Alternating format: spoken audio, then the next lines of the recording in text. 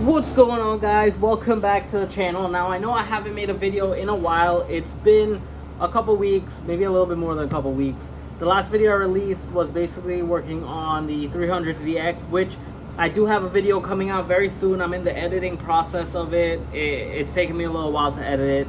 I have to get some extra clips here and there, but that will come out soon. Now, this video is here to talk about my business, which is Supwa One Stop Shop. How it's been going since I've opened. I think this is month 4 or month 5. I think it's month 4. I'm basically going to talk about how it's been going since opening it, the customers that I've encountered, and things like that. So, since opening the shop, it's been an up and down roller coaster. That's just how every business goes, especially in the beginning. Nothing's just gonna kick off like that. There's always a saying, if it comes quick, it's gonna leave quicker.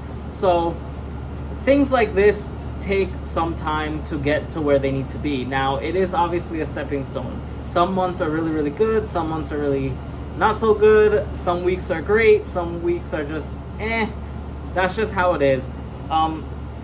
Typically since I've opened up the business, the first couple weeks of the month, it's pretty slow, and then towards the middle on the ending, everything picks up drastically. All my bills are paid.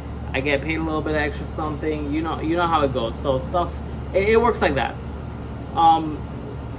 So far, I'd say the business is doing pretty well. It's holding itself up above water for right now.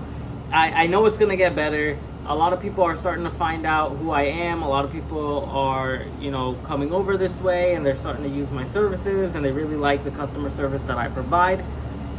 One thing in this business is it is a people business. You have to provide very good customer service. You go to many shops out there, a lot of the technicians, a lot of the service managers, a lot of people in the trades in general have no people skills. They have no communication skills. They don't make you feel welcome. They just kind of want to get in, get out, and they just don't care to have communication with anyone. What I've learned is having direct communication with your clients, having communication all around is great. It helps so much. They feel welcome. They feel comfortable. They feel like they're able to talk to you and learn a lot more about their vehicle and a lot more about what's going on in the situation. Also, if you ever fall into problems while working on their vehicles, just by communicating with them and letting them know, hey, I know I gave you X date that this vehicle was going to be finished. We ran into a little bit of technical difficulties. It's going to push us back a little bit further. I understand that you want your vehicle back as soon as possible, but it is my job to make sure that I'm going to do this safe for you, and I want you to be happy when you receive your vehicle. So please bear with me. I'm sorry for any inconveniences, and I'll definitely try to get this as soon as possible. And 98% of the time, these people understand. About 2% you'll get some who'll be like, oh, but most of the time they're just like, okay, yeah, do what you gotta do. I understand. Now, we're gonna go to the next topic, which is the customers that you run into. I run into so many great customers. Tons of my customers, great, love them to death. They support me 100%. I support them. I try to educate them on their vehicle. Love these customers. Then you get the other customers who have never paid you anything, expect everything for free, and their number one line is, I'm gonna get you so much business. Every customer that's came in here, I don't even know if to call them customers. They're just people who haven't paid. They just kind of wanted to get something done for free and don't pay. But I still treat them the same way that I treat everyone. That's just my motto. I'll treat everyone the same. But these are the customers that will come in and basically say, I will get you so much business. Man, you don't understand how much business I'm going to get you. The amount of times I've heard that from many customers, majority of the ones who say that are the ones who never pay for anything.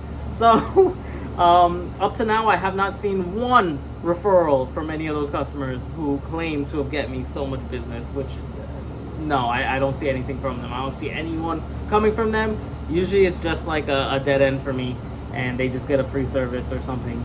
But I've learned to kind of stop doing that now. So it really depends on the situation. If it's something that's super quick and a quick thing that I can just look at, not a problem. But if it's something where I have to interfere with that vehicle, you're gonna get charged. No matter what it is, if I touch that vehicle, there's going to be a fee associated with that vehicle that I just touched. Whatever part I touch, it's going to be considered a diag. I'm going to have to keep the vehicle, so I let you know that up front. And if you're not comfortable with that, well then you're more than welcome to find somewhere else that you're comfortable with. But I'm no longer going to waste my time looking at things for free for people anymore, because a lot of them don't respect your time. They don't want to pay for anything. They feel entitled to having everything for free. Which brings me to my next topic, that there are customers out there that expect everything for free.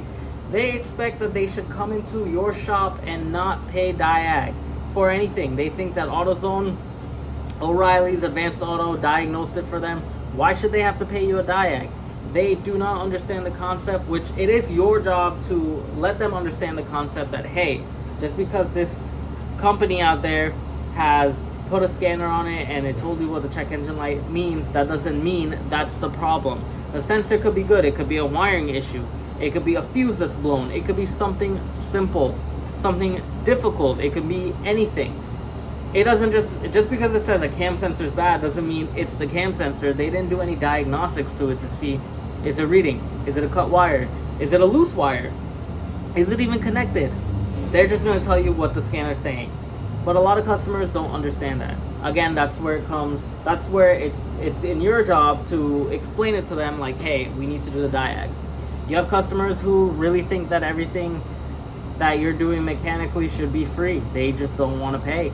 I've run into all different types of customers. Obviously, my favorite ones are the ones that pay, and they're really cool. About 98% of the people pay. 1% are the ones who claim that they're going to get you so much business, they never pay. And the other 1% are the people who feel like they're entitled to everything for free. Which basically I can probably mesh those two together. But yeah, this is just the way that business works. But so far, my business has been doing pretty well. Can it be better? Yes. But again, everything's a little stepping stone. It's only month 4.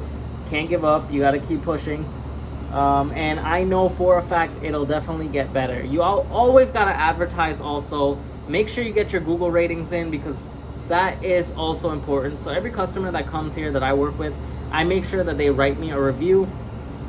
Before they leave or after they leave, I send them a link. Hey, can you please write me a review? This actually helps my business grow, and it allows me to do more services for your car, and it allows me to provide the best service that I can for you. So most of the time they do write your review. Right now I think my Google reviews are somewhere at 42. One other thing, if you do get a negative Google review, which it will always happen, no one's perfect, it's okay. It took me a while to realize that if someone writes a negative review on you because of something that, you know, they're just sour and they don't care that you help fix the problem or whatever. That would have bothered me in the past. Not anymore. I am okay with it, because about 99% of the people who enter this door for a service on their car are always very happy with me.